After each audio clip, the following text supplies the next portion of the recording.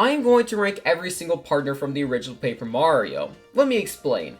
The original Paper Mario brought up the concept of having partners help you in battle. In this game specifically, because they have no health, they feel more like helpers instead of your main damage dealers like it was in the Thousand Year Door. Because of this ranking gets really weird, and not at all how I thought these partners would rank. There will be a couple of rules with this list. I am counting these partners when they are fully ultra ranked. This will make it fair to compare all of them. This will only be counting them in battle, so no overworld abilities will be counted on this list. And lastly, this is my opinion, and I will openly admit that because I've only played this game once, I'm pretty uneducated about this game. So what the pros of this game are using might not be what I use, and to be fair, I don't at all know what they use, so I won't even know if I agreed with them or not. With all that being said though, let's get right into this list.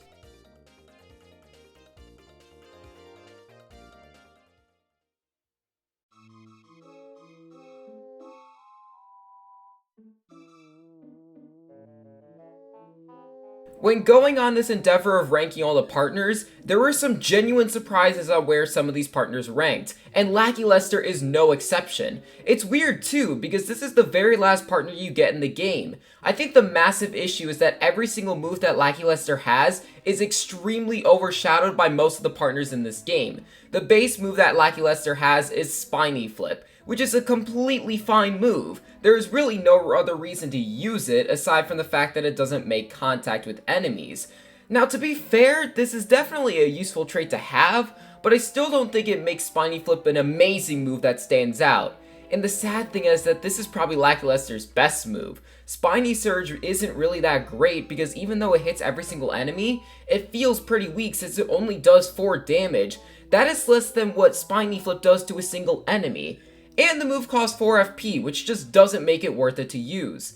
And another negative is that it makes you spam the controller stick. I don't like any moves that make you spam the controller stick because it hurts my hand.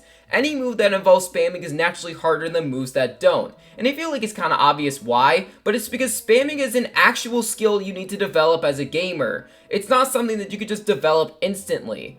Once you super rank Lackey Lester though, you get Cloud 9, which is a move that I could see some people using, but I feel like Water Block with Sushi is much more consistent.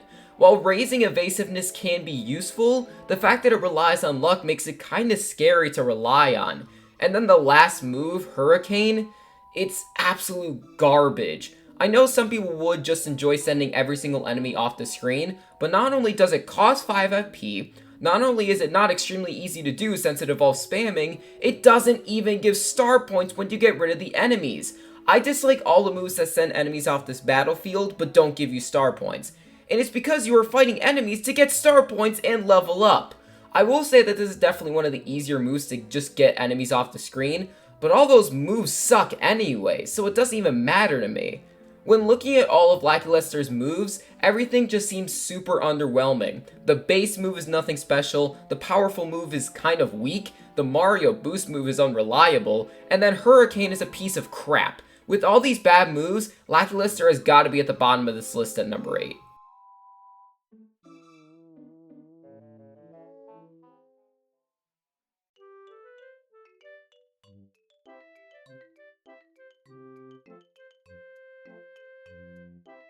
Kooper is another partner that is just very niche. I will say that unlike Lackey Lester, there are some actual positives to using Kooper, but there are not that many.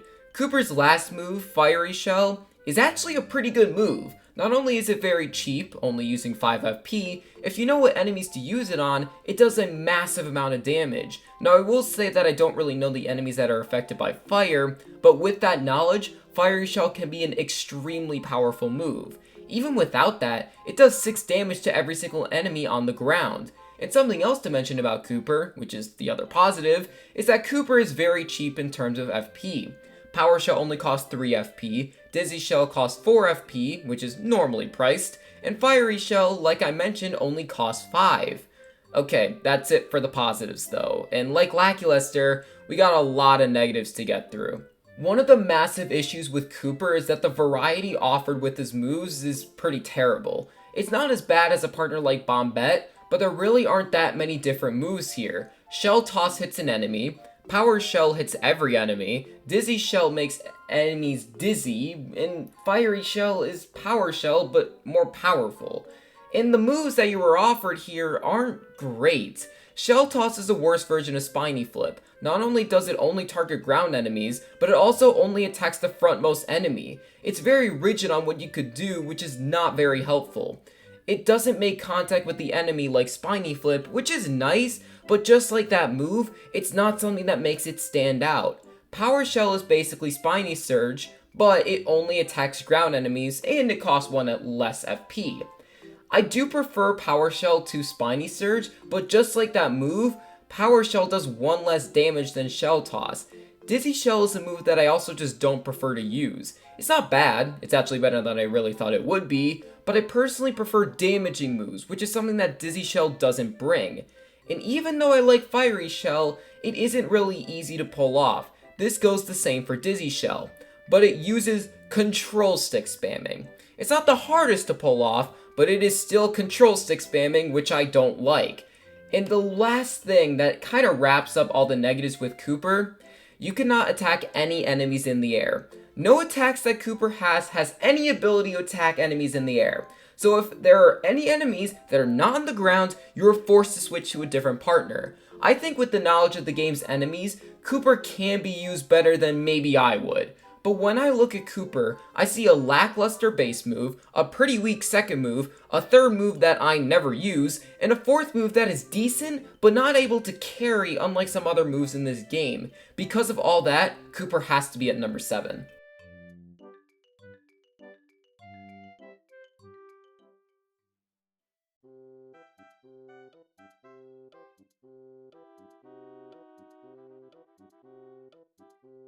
The fact that the very first partner isn't at the bottom of the list will probably surprise a couple of you. Heck, it surprised me. But the moves that Goombario actually does are pretty decent.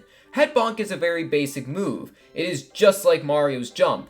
In total, it does 6 damage, and this is actually very good because most of the other base moves in this game only do 5. Tattle is also another move that is extremely useful to have. Being able to know an enemy's health, power, and defense can be very helpful.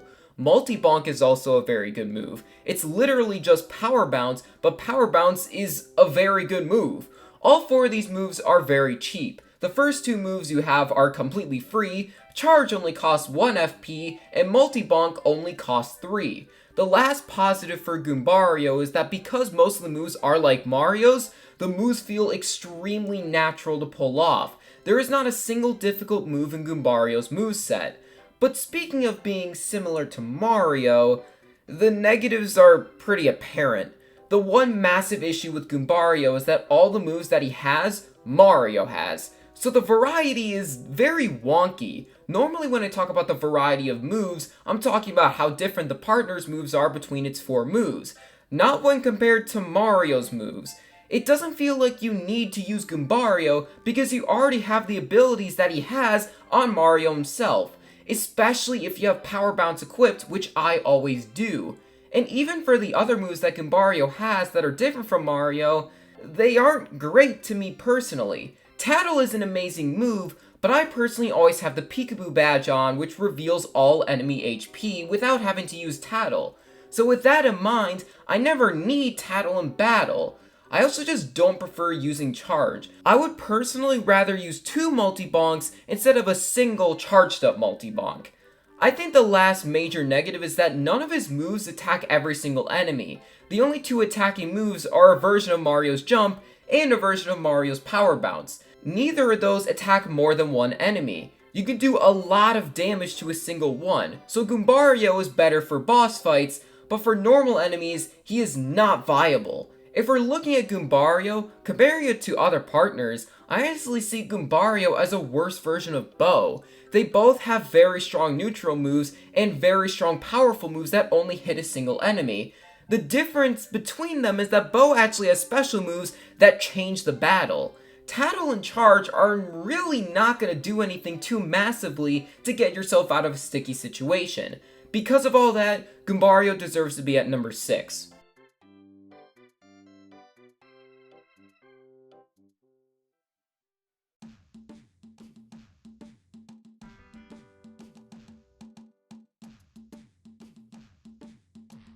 Sushi is very weird for me to rank personally. I think that Sushi is a better partner than where this ranking puts her. The reason I say this is because I am terrible with Sushi. It is partially because of me, but it is also partially because of the game. I'll talk about why in a little bit. Sushi's base move, belly flop, is not a great move. It's extremely average. It does 5 damage and it makes contact with the enemy. It's honestly just a worse version of spiny flip. It is very easy to pull off, but so is spiny flip and most other base moves that are better than this one, like head bonk or body slam. Water block is actually a very good move. It gives Mario 1 defense for around 4 turns.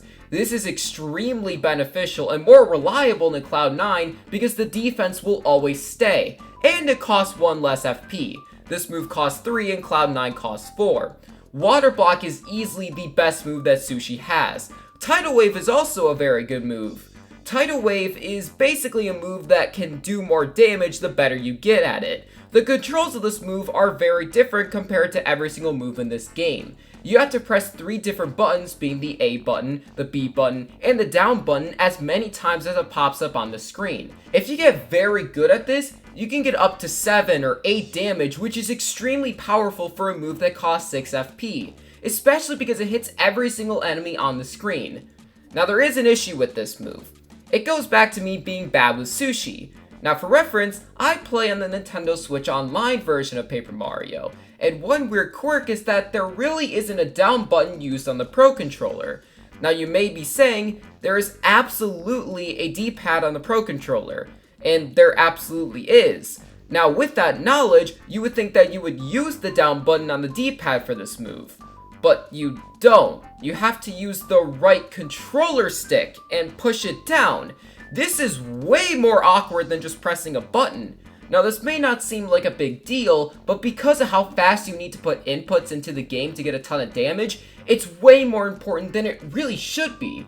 Because of this, I actually prefer moves like Air Raid instead of Tidal Wave, even though I can absolutely see the benefit of using this move. Air Raid is just way more consistent to pull off. So that's an example of the game being the reason why I'm terrible with Sushi. But me being bad at Sushi comes with the move Squirt. I am terrible with that move. I was never able to do it until now when I looked it up on the Mario Wiki. If I never looked it up, then I would have never known how to actually do good damage with this move. Squirt is very similar to Shell Shot and Bomb, the moves that are single targeting with a lot of damage. It's not a bad move in concept, but the fact that I am so bad with it means that I can't really use it. So to recap everything, the base move is pretty mediocre, Squirt is a move that I am terrible with, Water Block is actually pretty good, and Tidal Wave is good, but not great because of how the game is programmed. I actually don't think Sushi is a bad partner. Unlike the partners that we talked about so far, I can actually see myself using Sushi for at least one of its moves, and in this case it would be Water Block. While Sushi is actually a good partner, I think that the top 4 are just a bit better compared to her, which is why she is at number 5.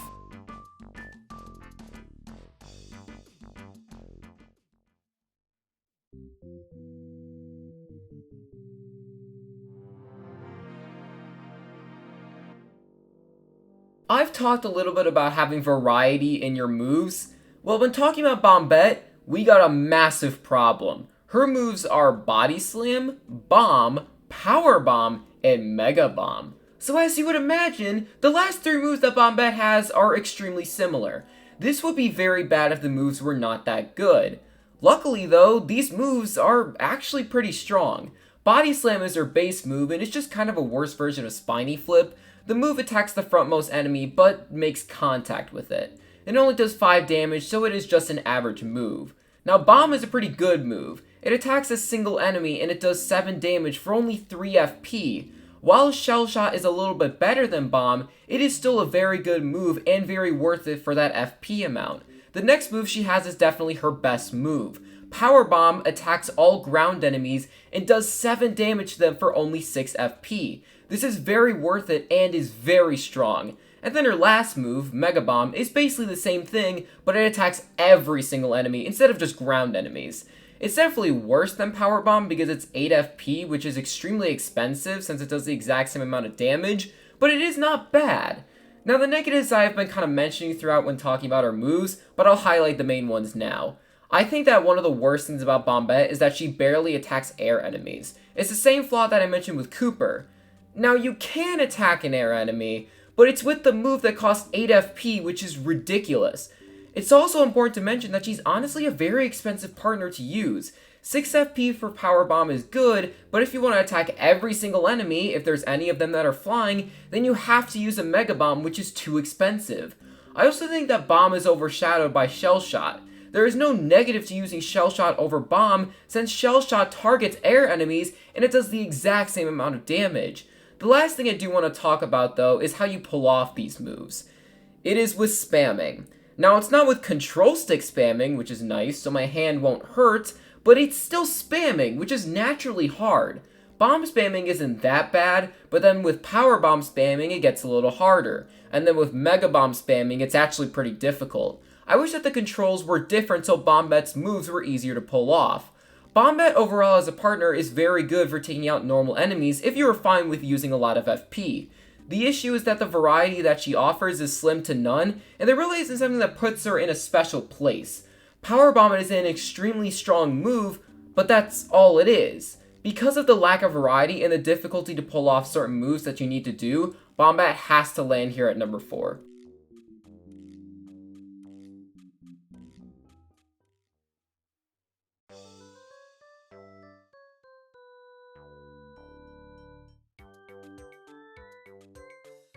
Now that we're in the top 3, these are like the 3 best partners in my opinion. I used all of these partners throughout my playthrough a ton, and they're all great for different reasons. Parakarry is a partner that is the jack of all trades. His first move is a base move that is simple and attacks one enemy. His second move attacks one enemy for a very strong hit. His third move carries an enemy off the screen, and his last move hits every single enemy. This does not mean that all of them are good, but the variety that is offered in a single partner is the best when comparing all of them. You can theoretically use Parakarry for almost any situation. Because of this, I just think he's a very good partner to have on your first playthrough. And because of his variety, I don't think there is a specific flaw to using him in battle. The flaws will more come with the moves themselves. Skydive is his base move, and honestly, it's not really that good in my opinion. Not only does it only do 5 damage, which is average, but I also thought it wasn't that easy to pull off. It's easier than spamming, which is appreciated, but unlike some other base moves like Head Bonk or Shell Toss, I never really thought that this move was very natural. You have to learn the timing to land this move, which I don't prefer. It's not a legitimately bad move, but it's more so just a little wonky. His next move to counter his average base move is actually great. Shell Shot is basically a better version of Bomb. It targets a single enemy that can be in the air or on the ground, and it's extremely natural to pull off. It's the same cost as Bomb, being 3 FP, but this move feels more worth it in my opinion since it does the exact same amount of damage. Both this move and Skydive does make contact damage with enemies, which isn't great, but I'd rather have that as a flaw than being restricted for what enemies I can hit. Now the next move, Airlift, it's actually terrible. It's Hurricane, but actually worse. The benefit that I can give to Hurricane, even though I don't like that move either, is that at the very least, it blows all the enemies off the screen. Airlift, on the other hand, only takes out one of them. And just like Hurricane, you cannot get star points by taking them out. It's also probably the hardest move that Parakarry has to pull off. It's not hard, but compared to the other 3 moves that feel pretty easy, this one is definitely a step up in difficulty. Now for his last move, we got Air Raid, which is easily Parakarry's best move. The thing that I will say about Air Raid is that it is the most consistent and best move that hits every single enemy in my opinion. When comparing it to the other ones, Mega Bomb is too expensive since Air Raid is 2 FP less, Tidal Wave has terrible mechanics with the Nintendo Switch Online version of this game compared to Air Raid that's very easy to control, and Spiny Surge doesn't do enough damage since Air Raid does 6 damage compared to Spiny Surge's 4. While Air Raid does involve control stick spamming, it always felt like you had a lot of time to pull it off. And because of that, I don't have to hurt my hand as badly when spamming since there isn't that pressure of being rushed. Overall, Parakarry is such a simple partner to use, and a very reliable one in almost any situation. The only issue I do have with him compared to the top 2 is that just like Bombette, he doesn't have that special factor that brings him to a prestige that the other two do. And because of that, he deserves to be at number 3.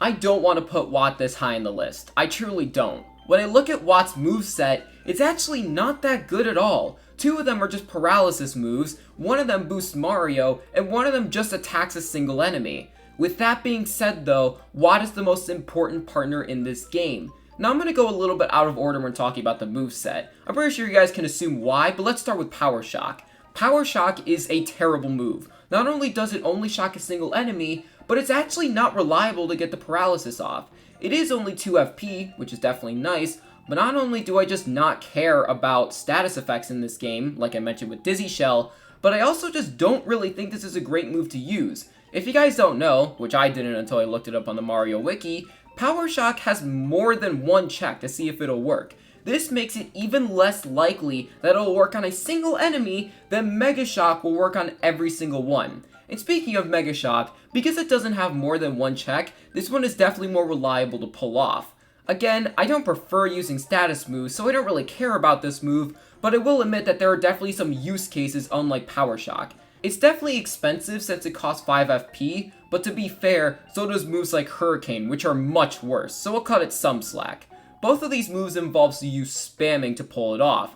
And while it isn't control stick spamming, it's still a decent amount of spamming that is hard to pull off, especially for Mega Shock. For Power Shock it isn't that bad, but it's still not easy.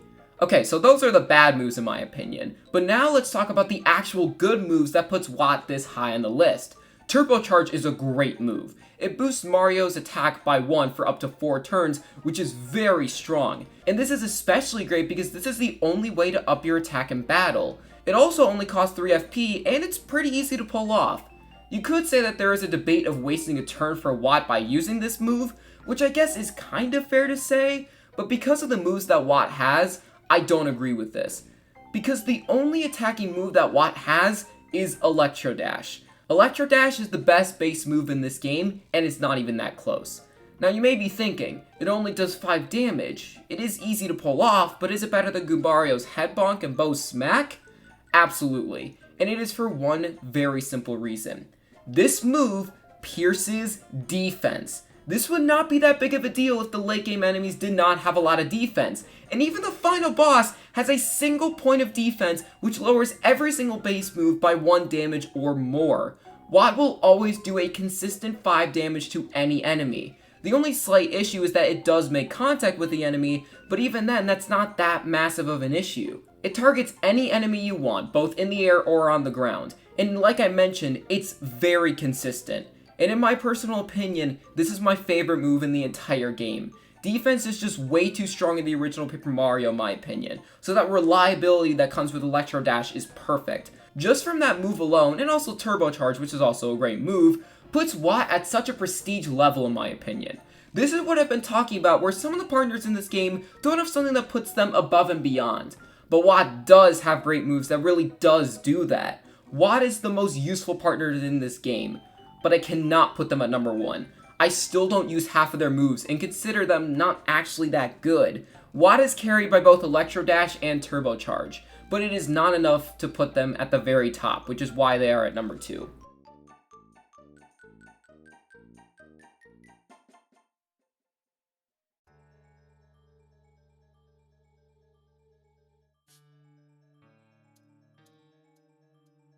Yeah, Bo is the best partner in this game. I will say that she isn't a perfect partner, she isn't overpowered, but she is the best with her moveset. I'm going to get the negatives out of the way first, and let's start off with the third move that Bo has, which is Spook. Spook is just like Hurricane, but worse. It's not as bad as Air Ride because you have a chance of getting rid of more than one enemy for the exact same cost, but it's very difficult to pull off, and just like those other moves, when you get rid of one of the enemies, it doesn't give star points. This makes it not very useful to pull off if you're grinding for experience, which should be the reason you're doing battles to begin with.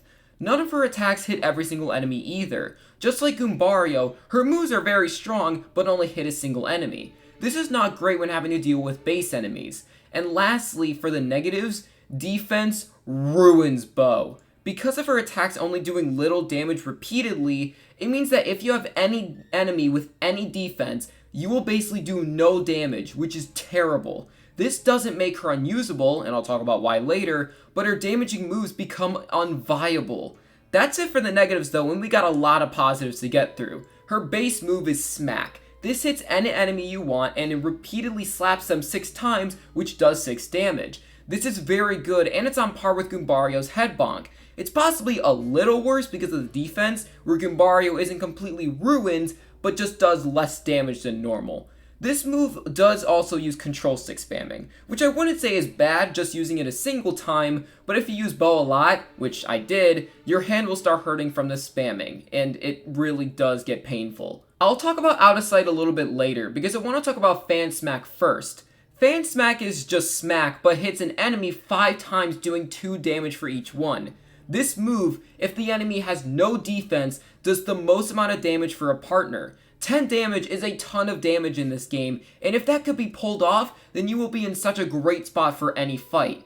It also only costs 5 FP, which is absolutely insane that it costs that little. Again, defense does hurt this move, but it doesn't get ruined as badly as Smack becomes. The only true negative with this move is that control stick spamming is actually terrible this time. You gotta do a lot of it to get it fully charged, and even from doing it a couple times, my hand does become pretty sore. Now it's time for Out of Sight. This move is so incredibly useful. If you know how to time Out of Sight, not only can you get Mario's HP lower than normal, you can also dodge some of those powerful attacks that bosses have. It is an extremely beneficial move to learn how to use because it is so overpowered. Well, it kind of is in terms of how good it is, but in a way it's balanced because you can't use Bo for the next turn after you use it. Out of Sight saved me many times when dealing with very difficult boss fights in this game, and it is the best way to support Mario, even better than stuff like Water Block and Turbocharge.